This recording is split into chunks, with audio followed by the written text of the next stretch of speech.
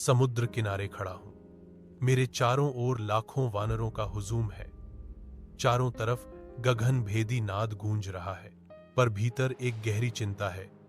सामने फैला है असीम जलराशि, महाप्रलय सा समुद्र। उस पार दूर लंका की ओर दृष्टि जाती है, जहां महाराज रावण अपनी अजेय नगरी में माता सीता को कैद कर रखा है। श्री राम गंभीर खड़े हैं। उनका मुखमंडल शांत है, किंतु आंखों में धधकती हुई प्रतिज्ञा है। लक्ष्मण उनके समीप खड़े हैं। वानर राज सुग्रीव ध्यानमग्न है और हनुमान की दृष्टि समुद्र पर टिकी है, मानो अभी छलांग लगाकर पार कर जाए। राम ने गंभीर स्वर में कहा, सागर तू देवता है, हमें धर्म युद्ध के लिए मार्ग दे। यदि तू मार्ग नहीं देगा तो मेरा बाण तुझे सुखा देगा। 3 दिन का उपवास, 3 दिन का ध्यान। समुद्र मौन रहा। चौथे दिन लहरें ऊंची उठी, समुद्र का जल प्रकाशमान हुआ। उसमें से प्रकट हुए स्वयं समुद्र देव। उनका स्वर गंभीर था, राम, मैं असीम हूं, मुझे कोई सुखा नहीं सकता, किंतु तेरी भक्ति से बाध्य हूं। तेरी वानर सेना में नल और नील 2 दिव्य शिल्पकार हैं। देवताओं के वरदान से उनके फेंके पत्थर डूबेंगे नहीं, बल्कि तैरेंगे। इसी सेतु पर तेरा मार्ग बनेगा। यह सुनकर पूरी वानर सेना जयकार करने लगी। राम ने नल और नील को सामने बुलाया। वे दोनों विनीत भाव से झुके। राम ने कहा, अब समय आ गया है, धर्म के लिए इस समुद्र पर सेतु बनाना ही होगा। नल और नील मुस्कुराए, प्रभु, हमें यही अवसर चाहिए था। देखिए कैसे यह समुद्र आपके चरणों में झुक जाएगा। वानर सेना दौड़ी। कोई पहाड़ तोड़कर ला रहा है, कोई विशाल वृक्ष उखाड़ लाया। हनुमान पर्वत उठा लाते हैं। अंगद और जांबवान मिलकर चट्टानें ढोते हैं।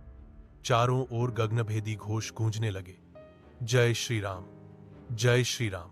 नल ने समुद्र की ओर देखा और एक विशाल शिला उठाकर मंत्रोच्चारण किया। उन्होंने राम का स्मरण किया और वह पत्थर समुद्र में फेंका। समस्त वानर सेना ने श्वास रोक ली। क्षण भर के लिए लगा कि पत्थर डूब जाएगा, परंतु चमत्कार, वह पत्थर जल पर तैर गया।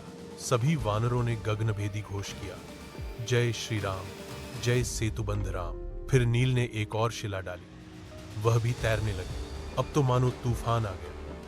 लाखों वानर वृक्ष, शिलाएं, पर्वतखंड लाकर समुद्र में डालने लगे। राम स्वयं इस अद्भुत दृश्य को देख मुस्कुराने लगे। हनुमान ने देखा कि कुछ वानरों के फेंके हुए पत्थर कभी कभी डगमगाने लगते थे। उन्होंने राम की ओर देखा और कहा, प्रभु, आपकी शक्ति के बिना ये सेतु टिक नहीं सकता। हमें हर पत्थर पर आपका नाम अंकित करना होगा। राम ने मुस्कुराकर सिर हिलाया। फिर क्या था, वानर हर पत्थर पर राम लिखते और उसे समुद्र में डालते। जैसे ही नाम लिखा जाता, पत्थर जल पर स्थिर हो जाता। मैंने अपनी आंखों से देखा। राम नाम से समुद्र भी झुक गया। लहरें शांत हो गई। समुद्र स्वयं उनके लिए पथ बनाता प्रतीत हुआ। अब वानर सेना ने कोई विश्राम नहीं लिया। दिन हो या रात, दीपक जलाकर भी निर्माण चलता रहा। सैकड़ों योजन लंबा, कई योजन चौड़ा सेतु आकार लेने लगा। सुग्रीव सेना को नियंत्रित कर रहे थे। जांबवान दिशा दिखा रहे थे। अंगद और नील नेतृत्व कर रहे थे। हनुमान पहाड़ उठाकर ला रहे थे। राम बीच में अपनी धनुष पर तीर रखकर देखते, मानो यदि समुद्र कोई बाधा डाले तो तुरंत उसका अंत कर देंगे। धीरे धीरे सेतु आगे बढ़ता गया। पहली बार ऐसा लगा कि समुद्र के बीच एक मार्ग निकल आया है। लहरें किनारों से टकराकर गान कर रही थीं। आकाश में देवताओं की नगाड़ियां बज उठी। इंद्र, वरुण, वायु और अग्नि, सभी देवता आकाश से इस अद्भुत कार्य को निहारने आए। देवताओं ने कहा, आज त्रेतायुग का सबसे बड़ा चमत्कार हो रहा है। यह केवल सेतु नहीं, धर्म का पुल है। 7 दिनों तक यह निर्माण चलता रहा। हर दिन वानरों की हजारों टोली पहाड़ उठाकर लाते। हनुमान कई बार हिमालय तक जाकर पर्वतखंड ले आते। नील, नल अपनी दिव्य शक्ति से हर शिला को जल पर टिकाते। राम कभी समुद्र के तट पर बैठकर इस दिव्य कार्य को देखते और कभी वानरों का उत्साहवर्धन करते। अंततः 7वें दिन वह महान क्षण आ गया। समुद्र के ऊपर विशाल सेतु खड़ा था, लगभग 30 योजन लंबा।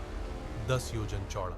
पत्थर और वृक्ष एक दूसरे से इस प्रकार जुड़े थे कि मानो धरती स्वयं समुद्र पर उतर आई। वानर सेना आनंद से झूम उठी। जय श्री राम, जय सेतुबंध राम की ध्वनि से आकाश गूंज उठा। राम ने स्वयं उस सेतु पर पहला चरण रखा। सारी सेना उनके पीछे चल पड़ी। समुद्र देव ने झुककर प्रणाम किया। राम, अब यह सेतु सदा तुम्हारे नाम से राम सेतु कहलाएगा। वानर सेना पंक्तिबद्ध होकर सेतु पर चलने लगी। कभी कोई वानर उछलकर समुद्र की लहरों को छूता तो कोई हर्ष से नृत्य करने लगता। लक्ष्मण अपने धनुष बाण के साथ चल रहे थे। हनुमान बीच बीच में उछलकर सबका उत्साह बढ़ाते।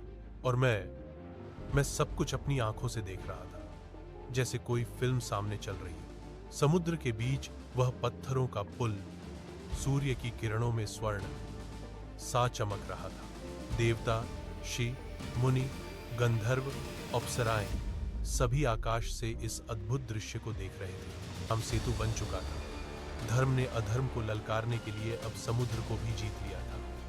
यह केवल पत्थरों का पुल नहीं था, यह आस्था का सेतु था। आज भी जब मैं आंखें बंद करता हूं तो वही दृश्य सामने आता है। राम का तेजस्वी मुख, समुद्र की लहरों पर तैरते पत्थर और लाखों वानरों की गगनभेदी ध्वनि।